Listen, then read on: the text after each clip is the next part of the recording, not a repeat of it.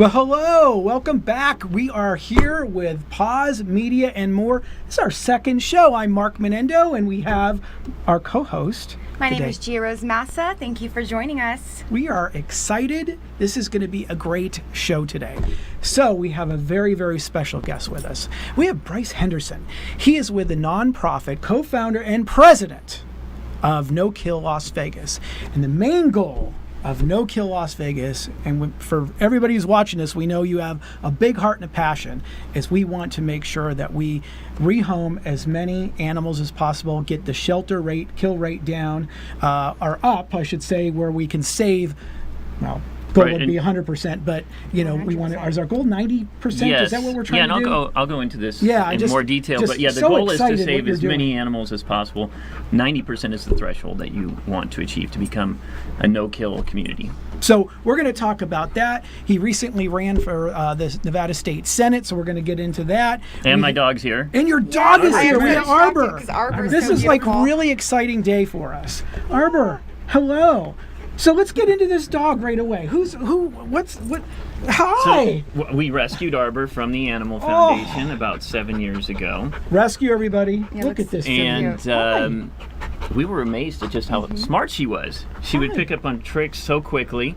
And my ex-wife, I came home one day and there was a painting in the living room and she said Arbor had painted. I didn't believe it. Fortunately, she had videotaped it, so we went back and checked the video, and sure enough, Arbor painted it. And I brought in one of her paintings, if you guys would like to see it. Oh my goodness, this dog paints. Yeah, this is one of her paintings. We call this one Iris. That's so gorgeous. That's how I found you, honestly, because I was so impressed, by Arbor, the Go Dog. Go Vegas Dog. Yeah, on Facebook, it's Go Vegas Dog. Yeah, so I'm a little bit, starstruck because, first of all, I just got a new dog myself. Oh, cool. He's about 4 years old. He's a black lab, and they are super smart. I know yours is a different mix. She has Shepherd in her, or Shepherd, Border Collie, Rottweiler, and Australian Cattle Dog. Yeah, just amazing. All that. Amazing, all of that, yeah. Brilliant, I just genius guessed. dogs. Wow. No, we DNA tested her. We had to find out what she was. So.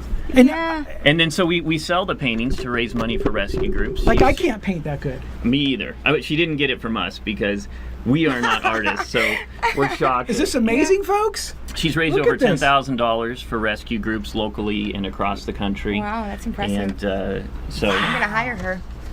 Right. Oh my goodness. And she does. She's known all over, right? She's been on TV in Japan, on Good Morning America, Germany. She's been in newspapers in Russia, Brazil, Iran, even very popular there. Can she speak any other language? Just dog. Yeah. Okay. Well, no, but she knows my English. dog's bilingual. Yes. My dog's bilingual. I didn't know that. My dog, El Chapo, that I recently had for 7 days now. I just found out he can speak Spanish. Really? That may have been his first language. He's super, super intelligent. I'm going to bring him next time, but I didn't even know or think about dogs being bilingual. And you say he's been to all these different countries, or she's been to all these different countries, and well, she hasn't been to the countries, but she's been featured all over. Yeah, but we haven't taught her any other languages yet. But I'm sure she could. Does she understand that she's famous though?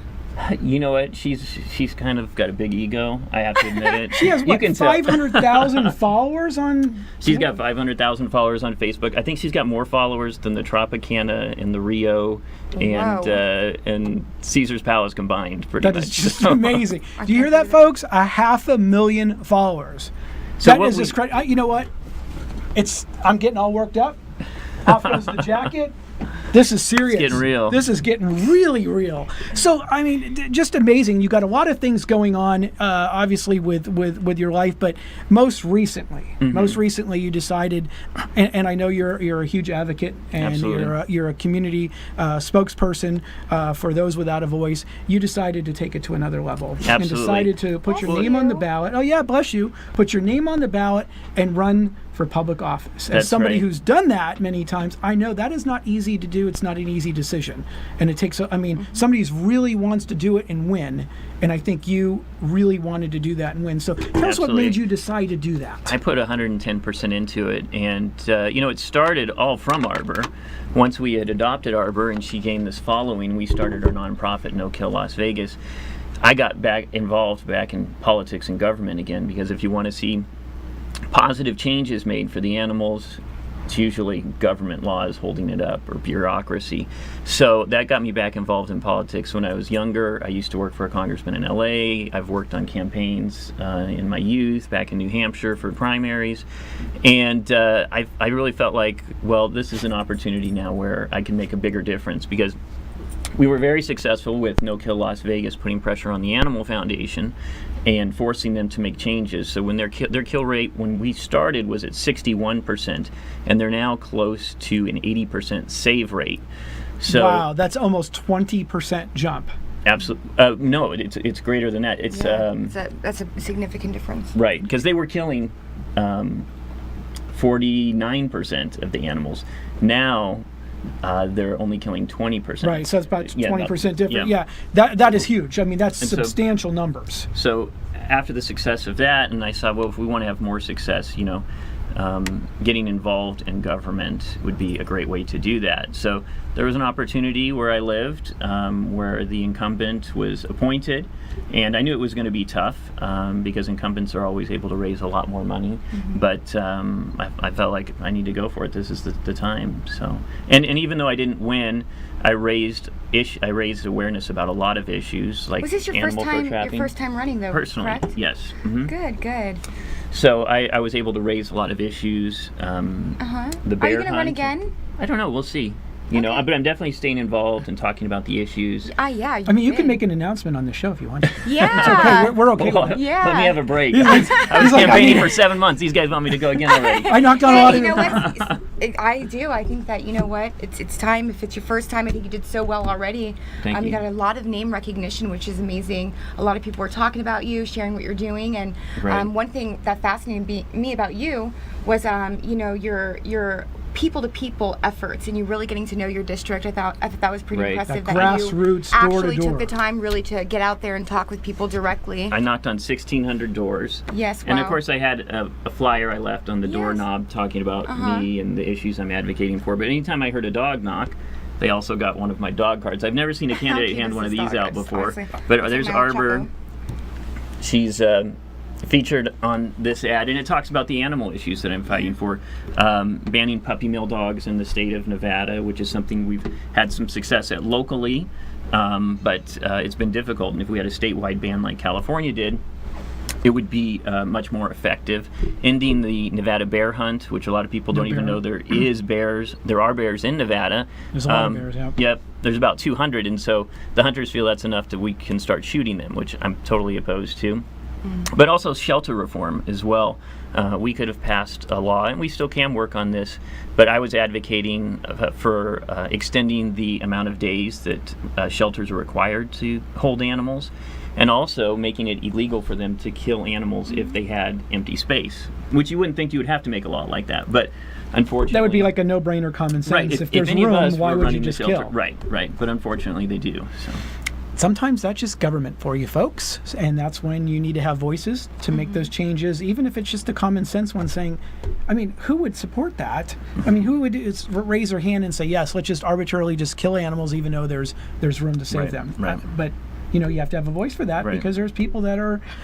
Well, that's what we ran into with the Animal Foundation. Sure. They would have plenty of space, but they would still only hold dogs the minimum time, and that really pissed us off. Yeah, it's And disappointing so- to hear. But Right. Animal Foundation's making changes. We actually went after their contract, and that really put a lot of pressure on them.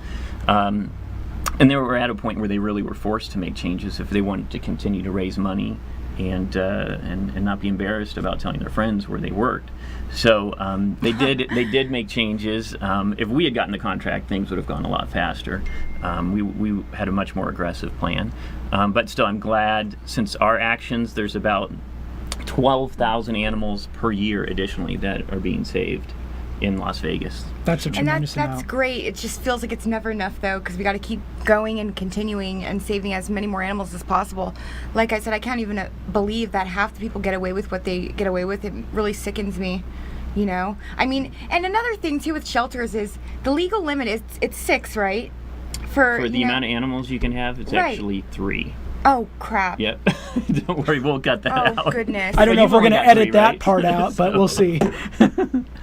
Yeah, I think Well, I don't want to live in China where they can tell me how many children I can have, and a lot of animal lovers here in America don't want the government telling them how many dogs or cats they can own. Yeah, I mean, you could have a huge home, you could have a small home, but if you're caring for them, if you're feeding them, you're taking good care of them, you're giving them the medical, so you have 4, you know. And we have laws in place to protect situations that might arise from hoarding, yeah. or from noise ordinances. We already have those laws in place. So whether you have 1 dog or 4 dogs, if there's a barking issue, that's the issue, not the fact that you have Right. 4 dogs. yeah. So Well, on our next segment, we're going to continue this conversation with our special guest, Bryce Henderson. We'll be right back.